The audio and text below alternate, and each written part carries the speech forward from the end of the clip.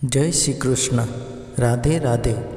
મારી યુટ્યુબ ચેનલમાં તમારું હાર્દિક સ્વાગત છે. આજે આપણે એક બોધદાયક સ્ટોરી સાંભળીશું જે તમારા જીવનમાં ખૂબ જ પ્રેરણાદાયી થશે. એક જમાનામાં એક રાજા હતો. એ રાજાનું રાજ્ય બહુ નાનું હતું અને એ રાજા પાસે બહુ સૈનિકો નહોતા. એટલે એ હંમેશા ડરતો હતો કે જ્યારે કોઈ પોતાના રાજ્ય પર હુમલો કરે તો શું કરીશ. એકવાર એ રાજા જંગલમાં થઈને પોતાના મહેલ તરફ જઈ રહ્યો હતો. ત્યારે જંગલમાં તેણે એક વડીલને એક મોટા ઝાડ નીચે બેઠેલા જોયા. રાજા પોતાના ઘોડા પરથી નીચે ઉતરીને પેલા વૃદ્ધ પાસે જઈને કહ્યું, તમે મને એક તાવીજ આપ્યો જે મને ખરાબ સમયમાંથી ઉગારી લે. ત્યારે વડીલ બોલ્યો કે હું તમને એવું કશું ના આપી શકું જે તમને ખરાબ સમયમાંથી બચાવે, પરંતુ હું તમને એવી તાવીજ આપી શકું અથવા ખરાબ સમય તમારા પર આવે તો તે તાવીજ ખોલ્યા પછી તે તાવીજ તમને તે મુશ્કેલી સામે લડવામાં મદદ કરી શકે છે.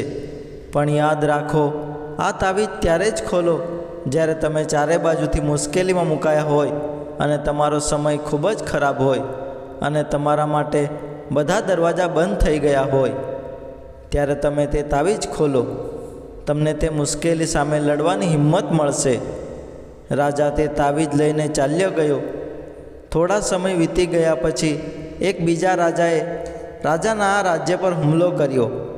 રાજા જાણતો હતો કે એક દિવસ તેની સાથે એવું ચોક્કસ થશે.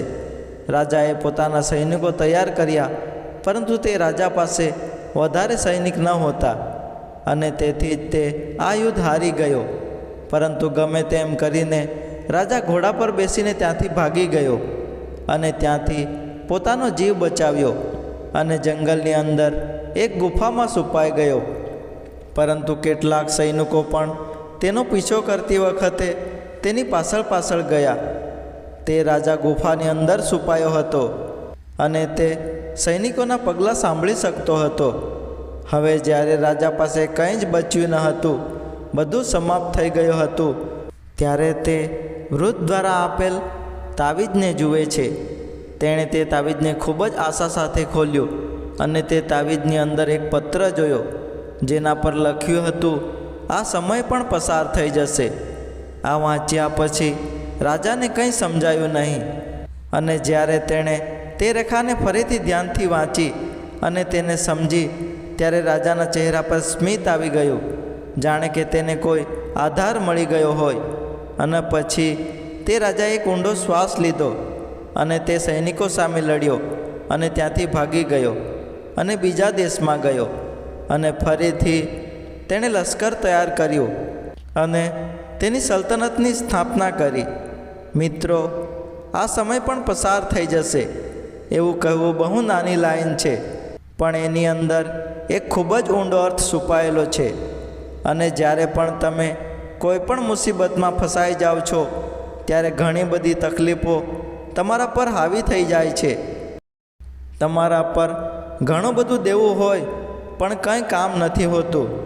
તમે મહેનત કરી રહ્યા છો પણ તમને ફળ નથી મળી રહ્યું અને તમને બહાર નીકળવાનો રસ્તો મળતો ન હોય તો તમે જાતે પોતાને કહી જુઓ, તમને આરામ જરૂર મળશે અને તમને લાગશે કે જવા દો, આજે મારી જે પણ સ્થિતિ છે, ભલે મારો સમય ગમે તેટલો ખરાબ હોય, પરંતુ કાલે, પરમ દિવસે અને એક દિવસ અથવા બીજો દિવસ આ સમય પણ પસાર જરૂર થઈ જશે અને ત્યારે તમને તે સમસ્યાનો સામનો કરવાની હિંમત મળશે.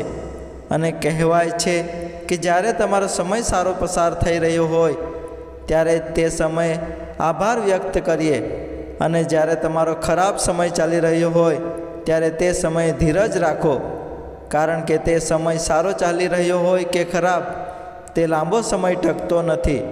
એને જ જિંદગી કહેવાય છે, જેમાં સુખ દુઃખ હોય છે ત્યારે જ લાગે છે કે આપણે જીવન જીવી રહ્યા છે.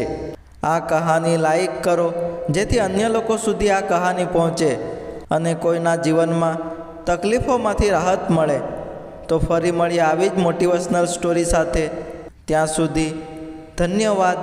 જય શ્રી કૃષ્ણ. રાધે રાધે.